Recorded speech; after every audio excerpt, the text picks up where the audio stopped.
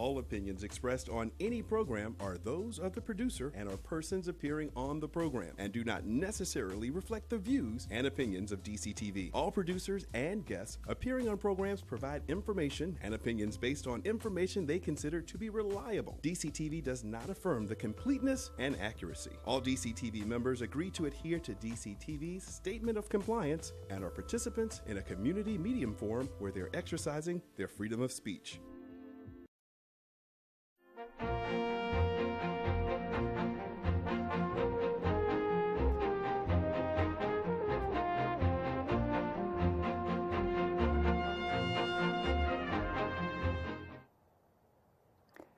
Good evening. I'm your host, Karen Hudis, in this series on the network of global corporate control. This is the first live program after our winter break. We'll begin with an update, and then I'll tell you about my story as a whistleblower, klokkenluider, in Holland.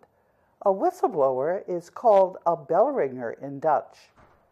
Thank you to DCTV, to Carmen Stanley, Project Director, Maurice Jackson, Studio Director, and Cruchet Starnes, Audio and Prompter. Let's start out with an update. The world's money is corrupt. Wall Street is corrupt. The corruption is so deep that all of the world's governments were changed into companies. The bankers have changed law into the law of the sea in trying to hide their corruption. There were powerful men who came up with a plan to end this corruption. José Rizal and Ferdinand Marcos created the World Bank and International Monetary Fund at the end of World War II. These institutions, called the Bretton Woods institutions, are supposed to watch over the world's wealth. Jim Young Kim was fired as the president of the World Bank because of the deep-seated corruption. Christine Lagarde was also fired as managing director of the IMF when she signed a galactic agreement with Pope Francis in an attempt to steal the wealth of the world. That agreement was void because it was never authorized by the Board of Governors of the World Bank and IMF. Jim Young Kim has announced that he's leaving before his term at the World Bank expires. No president of the World Bank has ever resigned. Does this have anything to do with the actual reality, as opposed to the fake history and fake news that the people who issue our money would have us believe is true? Actually, the reality is that Jim Young Kim is bankrupt for his corruption and lies. What's the truth? A Twitter account named All Wars Are Bankers' Wars retweeted a 5-year-old video about a nuclear shakeup in the United States military. I said that the military powers of the world were able to understand reality. And we're going to have a clip now.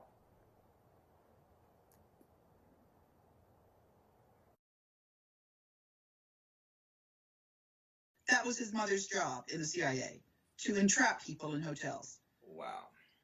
That was a huge bomb. I have one that's even worse.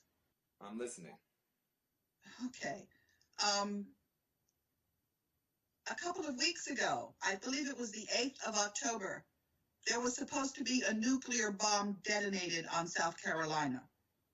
And 2 Army generals made sure that that bomb went off the coast, 600 miles off the coast, and detonated undersea. And those military officers were fired.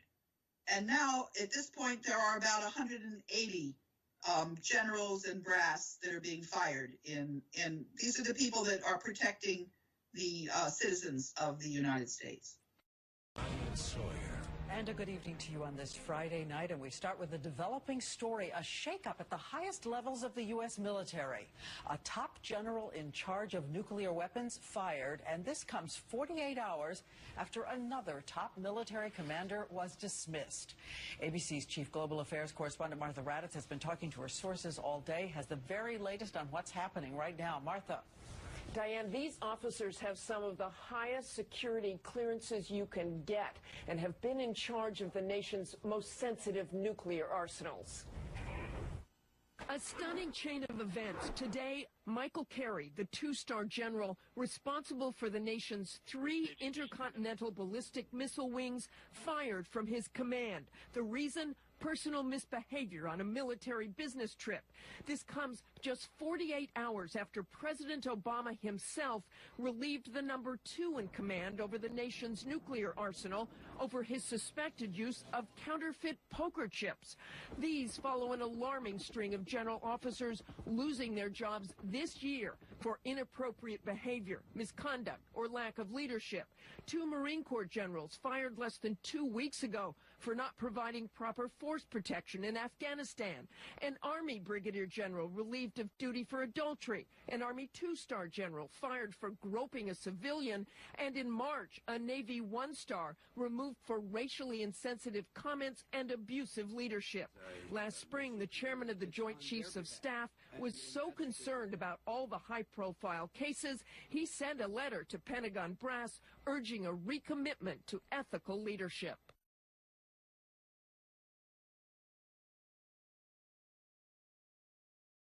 And that's why they're being removed.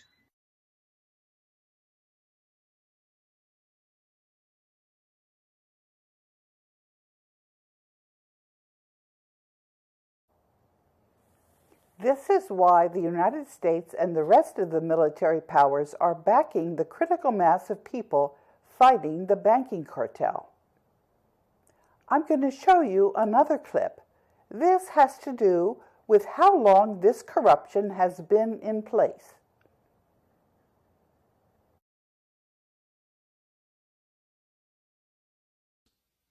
Now let's open up our celestial software and examine the sky that would have been seen by the builders of the pyramid. As we bring north, backwards in time to where it pointed south of Draco's head and west of Theta Draconis, we clearly see that the stone depicts 9200 BCE. This is the time that is documented by the builders of the pyramid in this inaccessible 8-inch shaft. In other words, no one could get there since that time. There's not one person in history who could have come in after the fact and scratched these stars into place. They are original. So, ladies and gentlemen, I like to go off evidence and not legend. And the only evidence we have is that information which was handed us by the builders of the pyramid. And they tell us the pyramid was not built in 2540 by King Khufu. The pyramid was built at the time of this sky map, YouTube deleted this information and again. It must be something the banking cartel wants to hide from the dupes. A hidden group of elites have been ruling behind the scenes ever since 9200 BC. The oldest pyramid in Egypt is nearly 10,000 years old. This date can be calculated with certainty by a sky map on a shaft in Khufu Pyramid. The last item for update is that I'm here in the studios of DCTV and I'm not arrested. The reason I mention this is because Jesse White, the Secretary of State of Illinois, sent me a letter on November 1st where he said that he was going to refer the documents that I filed with his office to the appropriate law enforcement personnel for prosecution.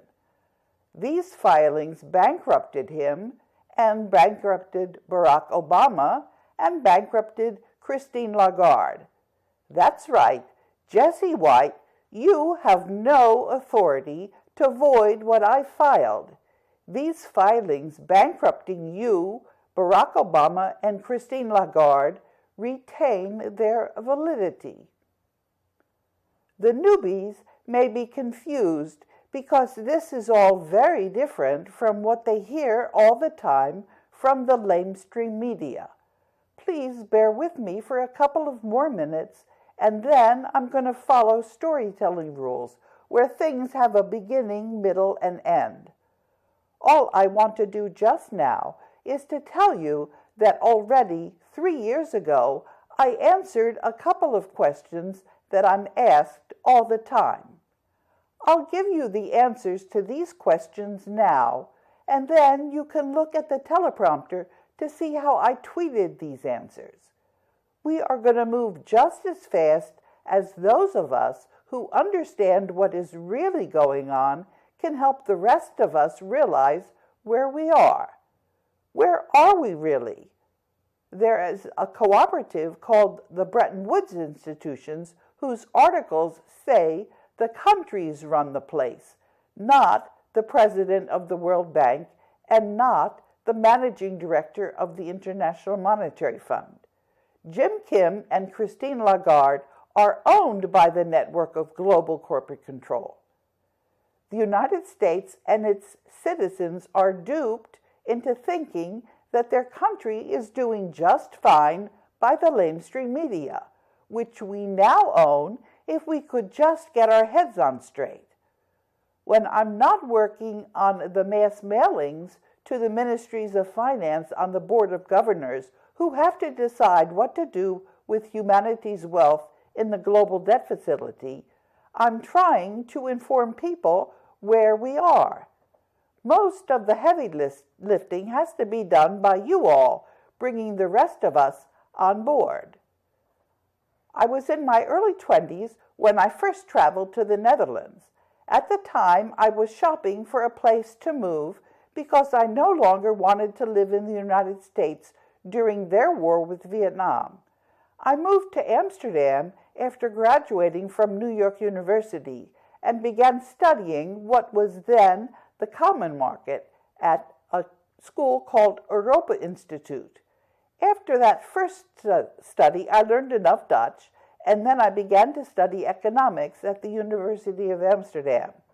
I developed friendships that lasted a lifetime, especially with a medical student living in the apartment just below my fourth floor walk-up. I lived in the Pijp in Amsterdam, and her name was Helene van Hardenberg. I called her Buurvrouw, or Boef for short. Helene ultimately studied psychiatry. All of her siblings, and she had 5, were friends. One brother moved to France, another to Canada. The Netherlands had a major role in the network of global corporate control. It formed the first corporation called the Dutch East India Company. A Dutch company, Wolters Kluwer, is the agent for most of the companies in the world. Jason Erb, Director of Strategic Alliances for Small Business at Wolters Kluwer's CT Corporation, tried to discredit me. Dutch history is actually synonymous with the history of the network of global corporate control. The Dutch people have been and continue to be on all sides of the effort of the network of global corporate control to maintain its grip and the efforts of people to free themselves. Obviously, history is going to have to be totally rewritten to include the network of global corporate control. At the end of this teleprompter, I'm going to include a comment showing the role of the Masons in the history of the United States. My experience as a whistleblower, klokkenluider, has to be seen from the Dutch perspective. The Netherlands representative on the board of executive directors, who was also the head of the World Bank's audit committee, Peter Steck, became a friend. I told Peter Steck that the general counsel of the World Bank at the time, Ko Yung Tung, had been hired after I had included his name on the short list. I accepted the recommendation from another friend who knew him, Carla Simon. Carla was a professor of law at Catholic University. I complained to Peter Steck that Ko Yung-tung had turned out to be corrupt. That was when Ko Yung-tung reassigned me when I was trying to end a cover-up in the Philippines on a banking sector project. Peter Steck and I met with the then president of the World Bank, James Wolfenson, in trying to end the cover-up of corruption. Peter Steck was a witness in my case in the World Bank's Administrative Tribunal. Peter Steck tried to mobilize support for me on the Board of Executive Directors, and he also intervened with the Dutch Ministry of Foreign Affairs. At one point, the Dutch Ministry of Foreign Affairs organized a workshop with then-president of the World Bank, Jim Kim. Peter Steck also asked the World Bank's former controller, Jules Mouse, to intervene. Of course, I became very curious when none of Peter's efforts could end the corruption. That was when I started to realize what we were up against.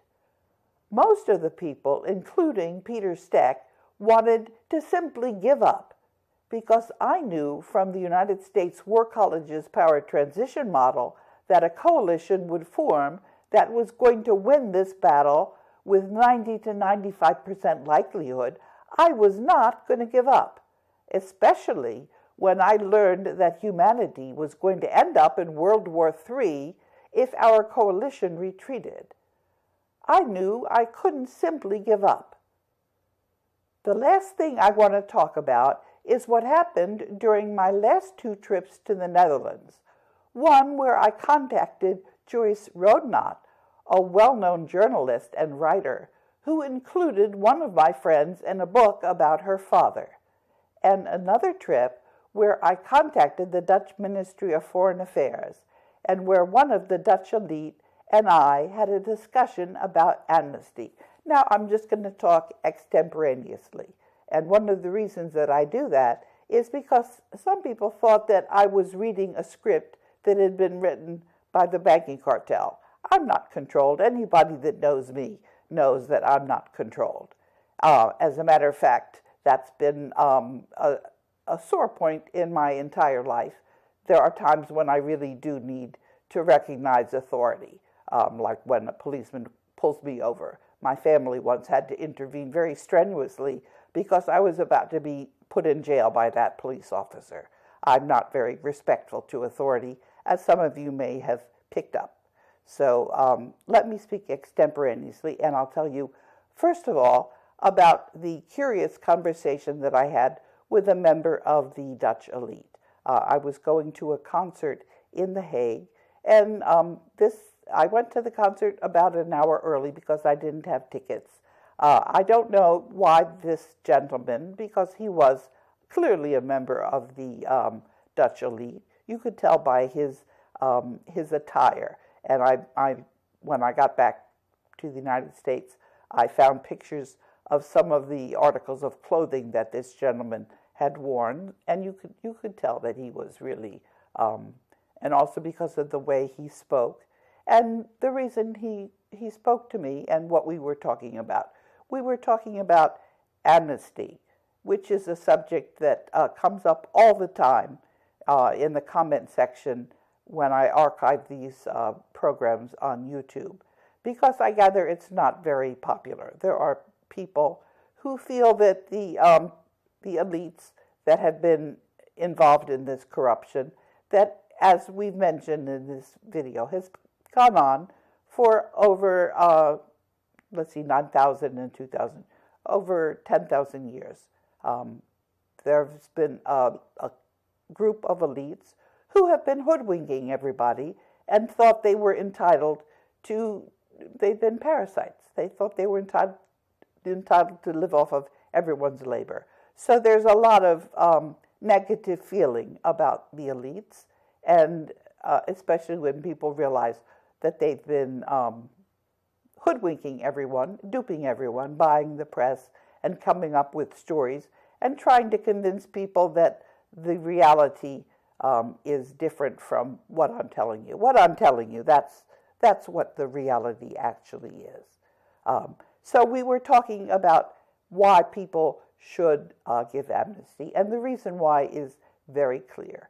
It's because if we do not have amnesty and recognize that we have amnesty, we're all going to die, because the people that are on top are not going to relinquish their power voluntarily if they know that they're going to be harmed. So there is amnesty, and that's very clear. And one of the reasons why I think I can be convincing to the members of the elite, other than arguing logically, is because we have all of the military powers on our side. They're waiting for us to convene our governments, and each country is going to have to convene itself. And in the United States, we have a way to do that under the Constitution of 1789. That's Article 5. So the military is going to make sure that we have peace during this transition, which can last for a very long time. And the clip that you saw, the very first clip, it's very clear the military knows exactly what's going on. They weren't clear what they had to do, and now they are. And the power transition model that I've been consulting, that comes from the United States military. They know that this coalition that I'm calling the critical mass, sometimes I call it the Coalition for the Rule of Law, it's all the militaries of the world. It's all the people of the world. We are now at peace. And as I answer that question, a lot of people want to know what the next steps are. The next steps, we're going to be talking about that next week. We're going to claim in a global currency reset honest money, and it's going to be done in a very methodical fashion. We're going to do it in a way that none of the gold is going to go missing. And I've laid out in various points how we're going to proceed. But obviously, it's going to have to be done in a way that everybody is on board. One of the open questions, and we haven't answered that yet, in the global currency reset, it's pretty clear when you're exchanging currency how to do that, what those steps are. And that's not going to be controversial. But one of the questions that I was asked in the archives was whether we were going to return the property that has been stolen by the bankers. And it would take a very long time for us to wait for all of the governments to be reconstituted by their people for the decisions to be taken. So there may be some decisions that need to be taken before we've got all of the governments back in place to the satisfaction of their people. And so what I had proposed, and this is a discussion point, is whether for those things that shouldn't wait, that everybody agrees should happen before we've got a decentralized government, whether I should use the power transition model to figure out what everybody really wants and then do it, because it really shouldn't wait. And then we can always go back, and I call it retrofit. But the idea is not to replicate in the center of the financial system an entity which is going to take away the power from the people.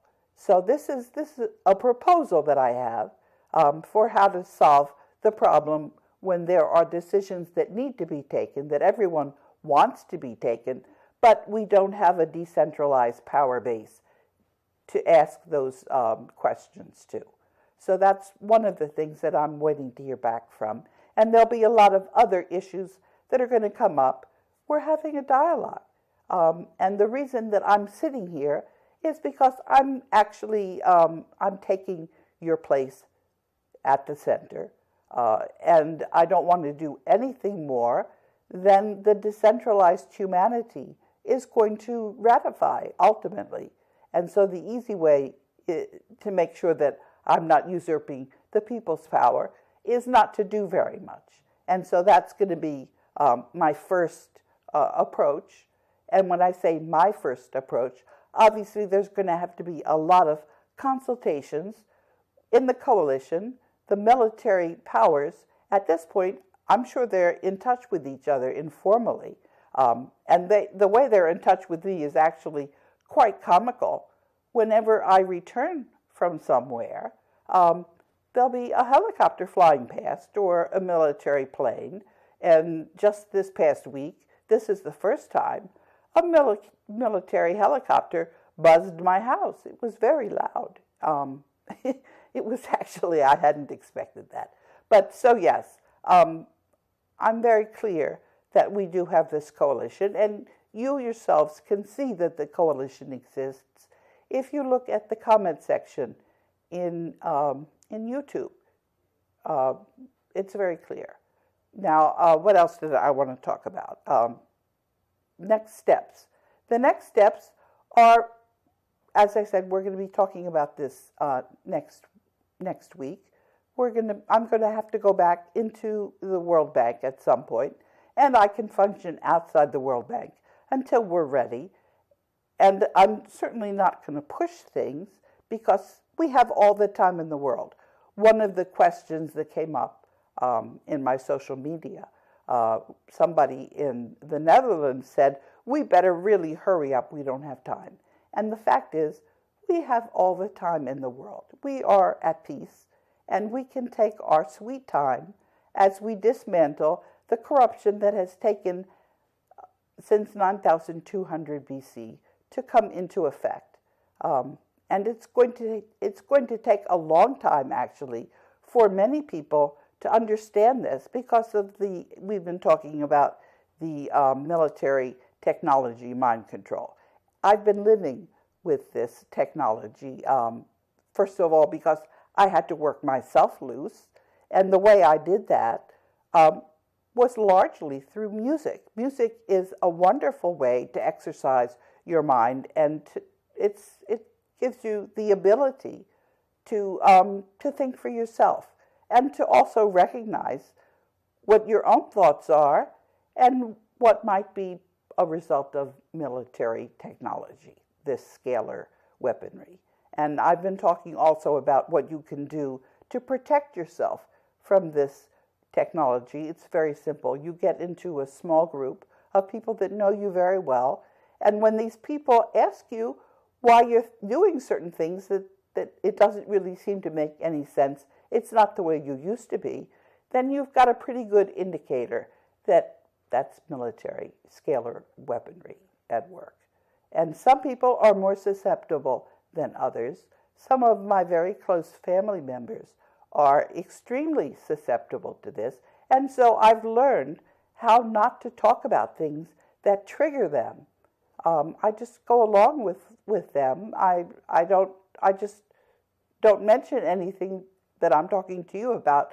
I can't, because they will, sometimes they'll even get violent, because this technology does, it's capable of giving you emotions that may trigger people to become violent. So you really do have to learn who's sensitive to this technology, and just don't talk to them about anything that has anything to do with reality. Now, one of the things that I also wanted to mention to you is that these bankers and the black nobility, they're not about to give up. It's probably going to take many, many years of us resisting them. And we certainly know how to resist them. You figure out what they want and you don't do it. You ignore them. And pretty soon, their jobs are going to dry up. It's going to happen very gradually. But we are ultimately going to wind them down. My friendships with people in the Netherlands have meant a great deal to me. My guru and best friend was Dutch. I was working to end corruption at the World Bank with the help of powerful insiders from Holland. The United States must be held to account by its people and by other countries, because the Netherlands has been both a victim and part of the network of global corporate control. The network of global corporate control has no place to hide.